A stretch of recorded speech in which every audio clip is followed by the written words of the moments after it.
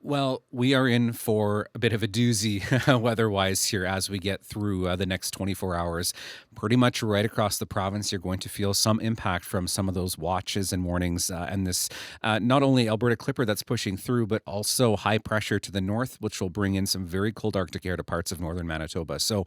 looking at satellite and radar right now, the beginnings of this, the warm front has started to push in. So what you're seeing along the Yellowhead Highway into the Parkland, some light snow associated with this warm front as it nudges into the province. And where we see some of that warmer air aloft interacting with some of this cooler surface air, that's where we're getting into some freezing rain right now in southwestern parts of the province through Brandon, into Melita, along Highway number 2, for example, into the southwest corner of the province, looking at some freezing rain as we get through the afternoon. The further east you go, there is the risk that we do get into some of that freezing rain or some mixed precipitation early this afternoon, but then we get into the main event as we get later in the day. So there is an orange level in Environment Canada's new three-tiered warning system, an orange level blizzard warning for virtually all of southern Manitoba right now, Dauphin through Riding Mountain down to Brandon,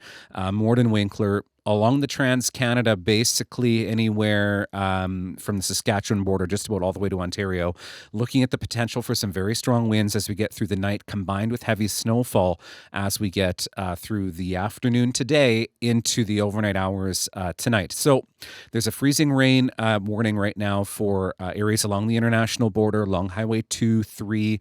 into Westman, south of Winnipeg along Highway 75.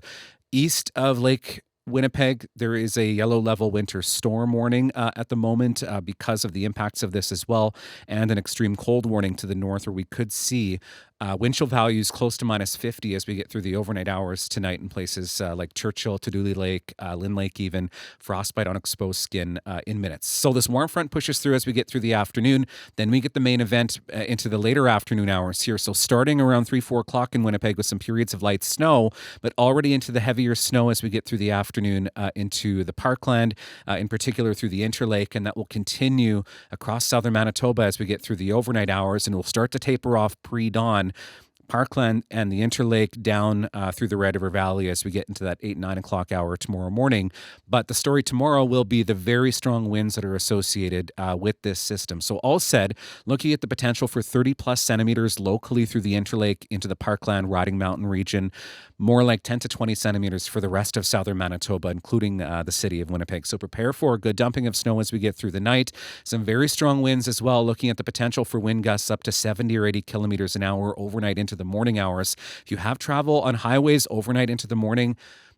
really consider changing your plans, because we are looking at some very dangerous conditions across the south overnight tonight. Some very cold air in behind this, -20 for Thursday, -13 for Friday and Saturday, and then we get some sunshine back as we get into Sunday.